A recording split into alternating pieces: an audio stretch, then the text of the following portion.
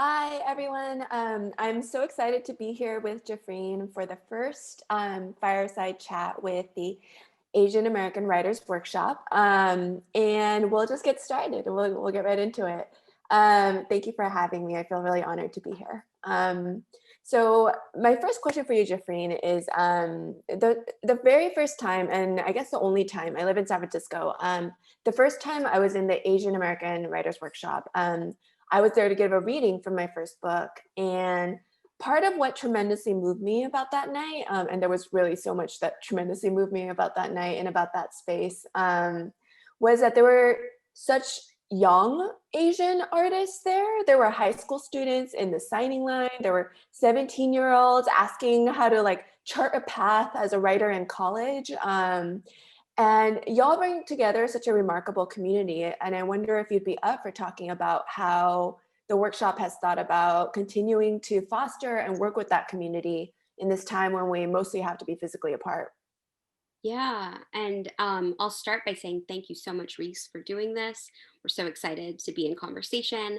Um, our community is so diverse and so wide ranging, and we one of the things that I love most about our work is that we engage with writers at almost every stage of their career. When they're that 17-year-old in line at a book signing to when they're winning awards for their debut novel, right?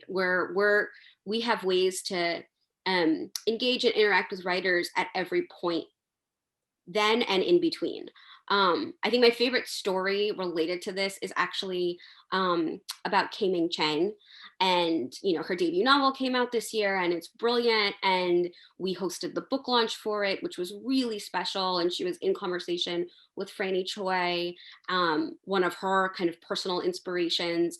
Um, K Ming was first published ever as a 16-year-old in our literary magazine, The Margins.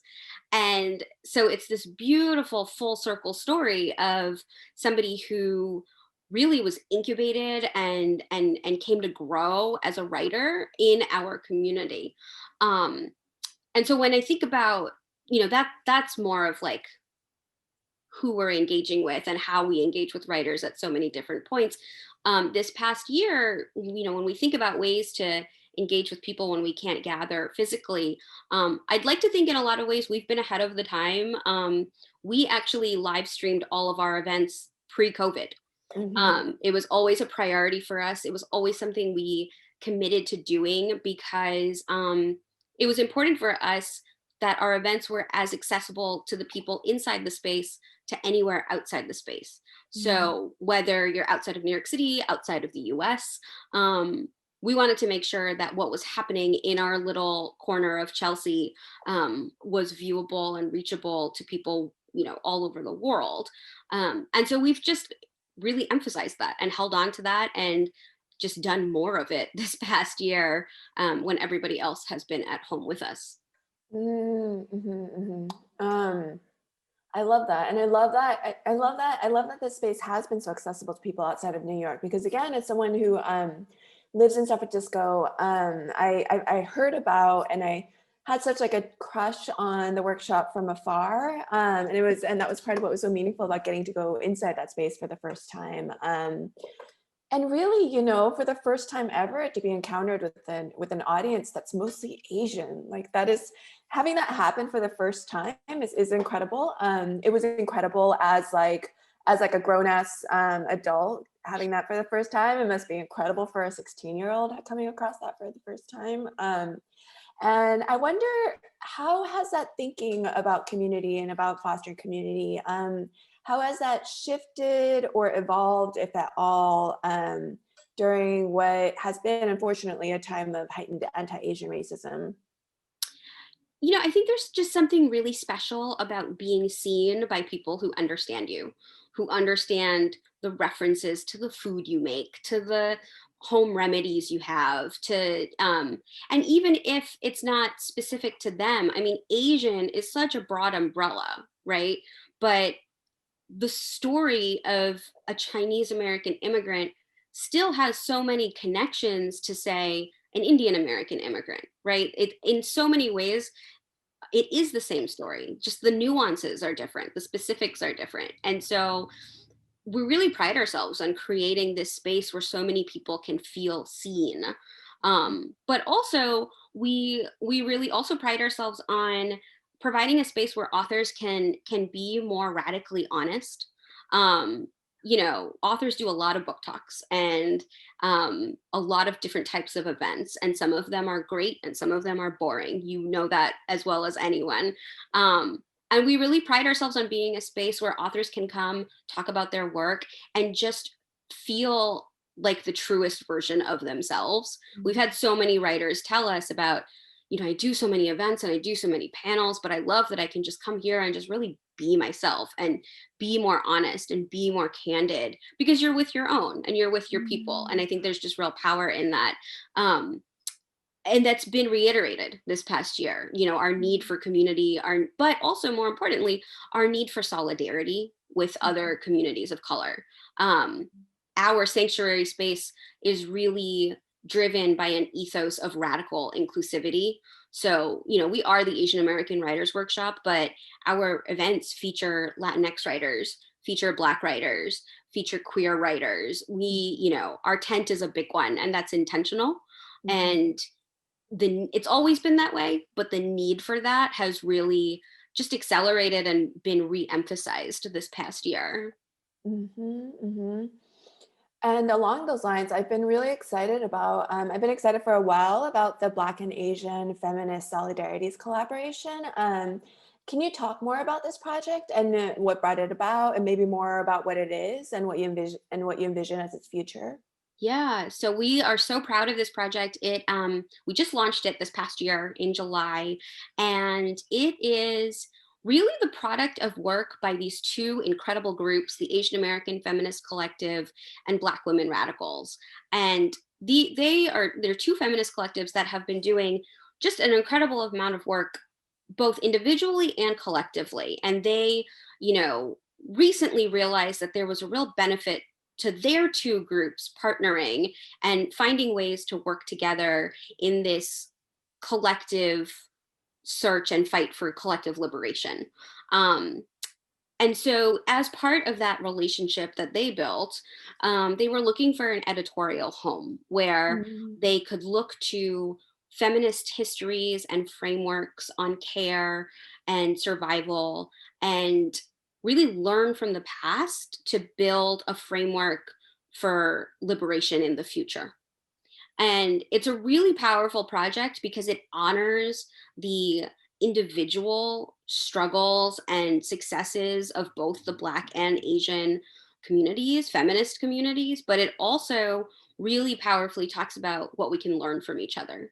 mm, Um, and I think the ethos of the project is just such an amazing model of true allyship and solidarity building.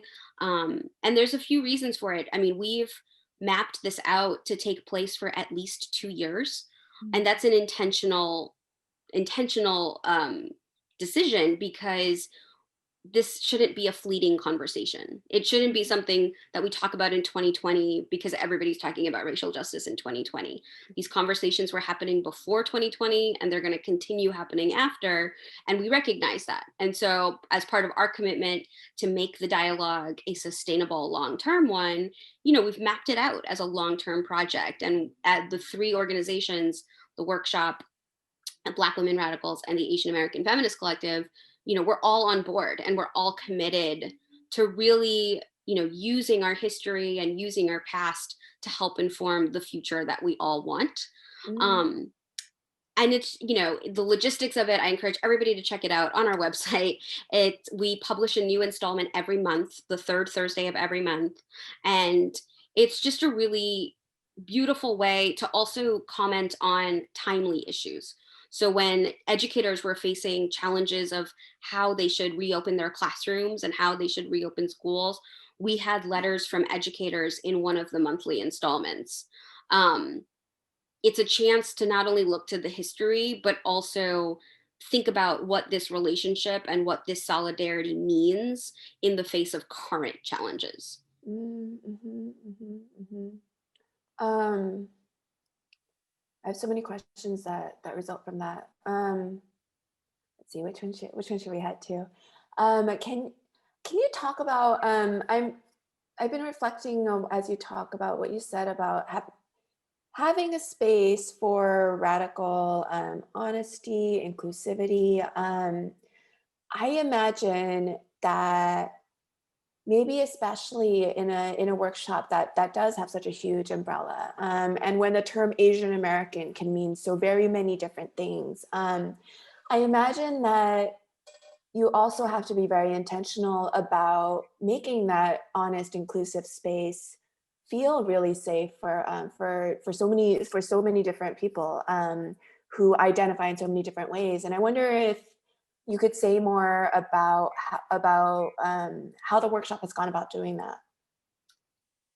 I think the biggest thing in the organization's history, well before I joined, is just this commitment to maintaining that ethos of solidarity and sanctuary space in all of our programming. Mm. And so, you know, the workshop has actually switched offices a few times in its 30-year history. I want to say 3 or 4 times. They've relocated before where we currently are in Chelsea. And no matter who you speak to, people who attended events when we first formed in 1991, people who attend events now, even if they can't remember which location they were in, which sometimes they can't because it was however many years ago, they always remember how they feel, and they always remember how they felt, and how being at one of our events, um, just the joy and the security that they felt in attending the event, even without remembering literally where they were physically. And I think that's a testament to our commitment to curating this programming that is just so relevant and personal and intimate. We Mm. think very intentionally about who we pair writers in conversation with. We think very intentionally about making sure our lineups are as diverse and representative as possible, as relatable as possible. And I think that commitment and that thoughtfulness that we approach all of our programming with, it plays out in how people feel when attending events. Yeah, no, absolutely.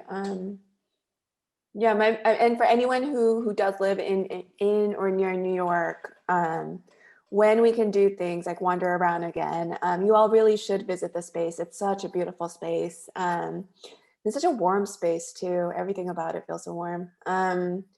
Let's see. I wonder if you could talk about, I'm really curious about, so how did like the 16-year-old K Ming hear about the Asian American Writers Workshop? What kind of outreach does the workshop do to maybe, I mean, not that this is necessarily true of K Ming, but like maybe to maybe get the word out to, I don't know, like I'm just imagining the 16-year-old I was in like some tiny town in California who didn't come across Asian American literature and really until after college, didn't start reading Korean Americans at all until definitely after college, and how much I would have loved a space like this. Like what a drastic change it would have made to my reading life and writing life. Yeah, I think part of it is, you know, going back to what I mentioned before in terms of our commitment to making things as accessible as possible. That includes our call for pitches. Mhm. Social media certainly helps. So what a lot of our magazine pitches often happen on Submittable, and Mm. anybody can submit. Yeah, it's open, and we encourage especially first time writers to submit often. Um, and so that openness and that inclusivity that we try to approach all of our programming with extends to our editorial approach in a lot of ways. And so when we do have opportunities for different editorial projects or calls for submissions, those are very broad and very open. The Black and Asian Feminist Solidarity Project that we were talking about earlier, every month or so, some of those calls have been public. We recently just published a new collection of work um, that explore Asian Americans' relationship with land. Mm. And it was a collection of work guest edited by one of our margins fellows. And the call for that was, again, a public one. And so we regularly seek opportunities um, to make those public calls, because we want to find that Asian American girl in Iowa who, doesn't know that there's this whole world and community of writers and readers, awaiting her. Yeah, no, absolutely. Yeah, no, anytime I come across like a high school student, at this point, a high school student or college student who might be Asian and hasn't read very many Asians at all, I'm just like, there's so much out there. I'm sorry your educational system has failed you. It's not your fault at all. Come join us. Totally. And it's a real bummer that we have to like place that burden of education on ourselves, but Mhm. we're working to change that. And the the result of the literature that you are able to read as a result of that search it's just so worth it. Mhm, mhm. Well, and this has been, it turns out that we're talking right when it's been just like an unusually wonderfully good week for Asian American literature and Asian translated literature. Three National Book Awards have gone to Asian writers, and I think, as far as I know, and I was checking with like Asian writer friends, and like this just seems like totally unprecedented. And can you offer any reflections on this literary news, especially as someone who's done so much work for and with Asian American writing and writers? It's amazing. It's been a great year in a lot of ways. I mean, that's one example. I'll also just mention the 2020 Best American Poetry anthology. This year's edition is edited by Paisley Rechtel, the first Asian American editor for that series. And due to her work, it features, I think, the highest number of Asian contributors ever in the series history.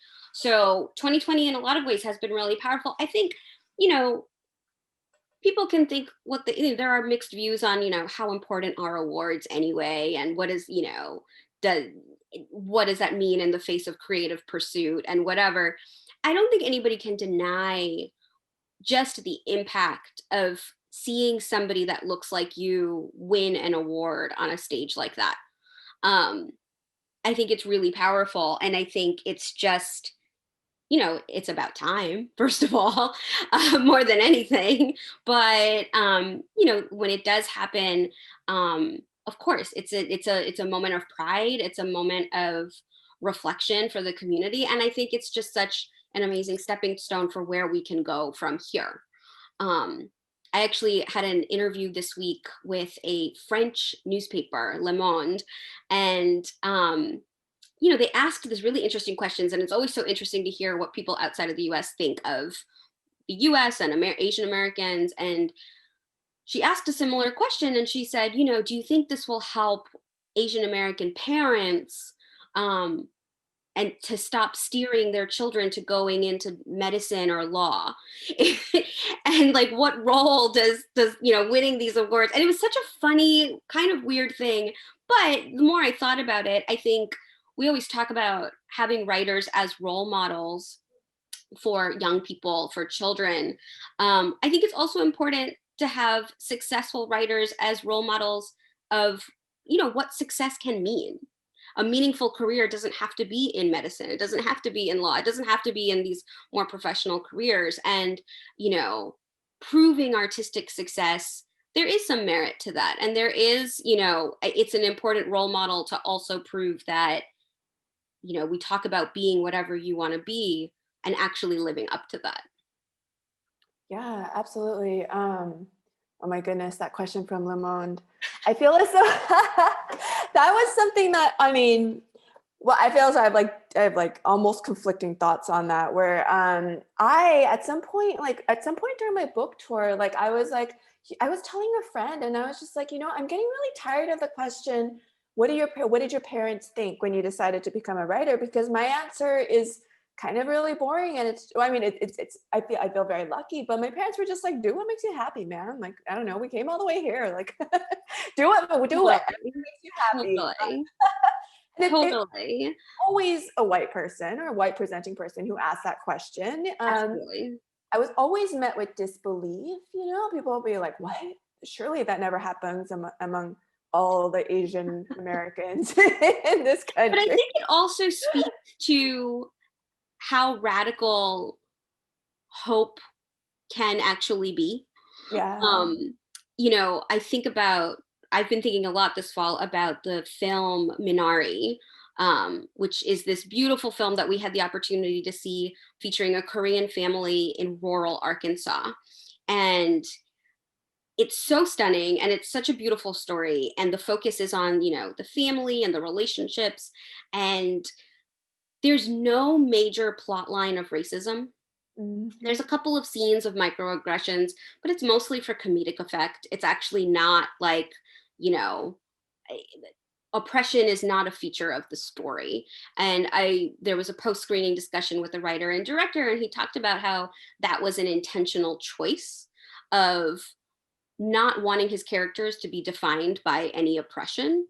Um, and I just feel like it's such a courageous move. It's such a courageous form of art, especially when we think about like representation for our community. And similar to this question of like parents that are supportive of creative endeavors, you know, there's real liberation when we're not defining ourselves based on what we're oppressed by and what's holding us back, when we're just, engaged in the pursuit of art for the pursuit of art. And I think we're moving towards there in a really, really beautiful and powerful way. Yeah, absolutely. And because it is also true that the flip side of what became like a gradual impatience with this question was also an understanding and knowing that like I went to college like fully set on becoming a writer. However, I majored in like economics. I like tried I worked my first internships, like college internships, paid internships, were at investment banks, where I was absolutely like acutely miserable the whole way through. But it was like I didn't know, I couldn't quite figure out, I think at the time, what would it look like to try to be an Asian American writer? What would it look like to try to be an Asian American artist when I knew of so few examples? And I love that now high school seniors who are also looking at America and wondering if there's a space for them. Like they can look at Viet Nguyen, they can look at Celeste Ng. They can just they're it's I more can look we're at more you. visible. There's so many examples. Yeah, Yeah, absolutely. exactly. There are so many examples, and it really is incredible. Yeah, let's see. I wonder if you could talk about the workshop's relationship with some of the other literary organizations in the U.S. that work with marginalized communities. And so there's of course Kundiman and Kearney Street for Asian Americans, and as well as other organizations for writers of color, including Cave Canem, Cantamundo, and Bona. We work fairly closely with Kundiman. I mean, our communities are so similar. It's kind of impossible not to, right? We were working with the same group of people. Actually, their 2020 mentorship lab program includes two of the Asian American Writers Workshop staff members. So we're very intrinsically connected, and it's been in my recent tenure with the workshop, it's been a real joy to get to know each other and to really actively work towards working together and not viewing each other as competitors. Mm. It's been a real priority for both me and Kathy at Kundiman, and um, it's been great. They're allies, and we all want the same things, and so I feel like the more the merrier in that respect. I've been thinking a lot about other organizations that work with marginalized communities and communities of color, and I think, if I'm going to be frank, as a field, very broadly, I think we all could be doing a much better job of working together and really showing up for each other's work. I think we all look, we're all small literary nonprofits, and everybody kind of, there are resource issues and certainly larger systemic issues about how fundraising works and how philanthropy works. But if we're going to commit to this idea of solidarity and allyship, we need to back it up with actions. And that means, working together and really amplifying and empowering each other's work. I think the Black and Asian Feminist Solidarity Project is such a good example and such a good kind of first step. But it's something I've been thinking a lot about this year. And when I think about long-term plans for the workshop, um, I think it's something that we definitely want to do better at and more of. Mm-hmm, mm-hmm. Um, let's see. Again, I have like 5 questions that come from that. Um, what? Well, maybe let's maybe to what advice would you have for people who whether they're that 16-year-old out in a small town somewhere in the country, or if there's someone older, or if there's someone further along, or what advice would you have for writers who writers and readers who might want to be more involved with the workshop, one might want to be more part of the community and aren't sure where to start? Yeah, I mean, first and foremost, visit our website, aaww.org. We have there's so much there. The magazine has so many amazing pieces of work, all of our events. I would say participate in our events. As I mentioned, all of them are live streamed. We encourage you to join us. It's always a lively chat. It's always, a lot of passionate people gathered, even virtually. Um, and there's kind of little things like signing up for our newsletter, and yeah, which you can also do on the website. Um, but also, I would say, for writers, be unapologetic in your craft, and write the story that you want to write. And if there's a way that the workshop can support that endeavor, whether it's one of our programs, whether it's if you apply for one of our fellowships, we want to be that source of support for writers who are looking to find their way. And so um, I would just encourage people to consider us that space and consider us that sanctuary, because that's what Yeah. we're here for. Yeah. And it's one that's very open, as you keep saying too. You don't have to be in New York, especially now, but you don't have to be in New York, period. Yeah, for sure. Well, this was such a joy. I really loved getting to talk with you about the workshop. And I'm such a super fan of the workshop. Long may it thrive. I guess my last question will be what book that has just come out or will come out soon, or books by Asian American writers, would you recommend? So I've been recommending the same book all fall. It's World of Wonders by Amy Nezukumatatil. It came out in September of this past year. And it's this beautiful book of essays that pairs these meditations on things in nature with stories from her childhood and adulthood as an Asian American woman in the US, and the intersections between nature and her lived experience. It's so beautiful, it's so heartwarming, it's so warm.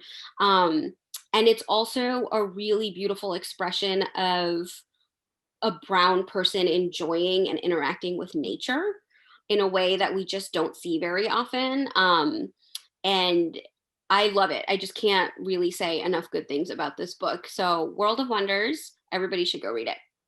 World of Wonders. I need to read this. I'm a fan of her poetry, and I haven't read this book yet, and I really need to. Well, thank you so much, Jafreen. Thank you for having me. Thank you for the work you do. Thank you, Reese. This was great. Bye, everyone.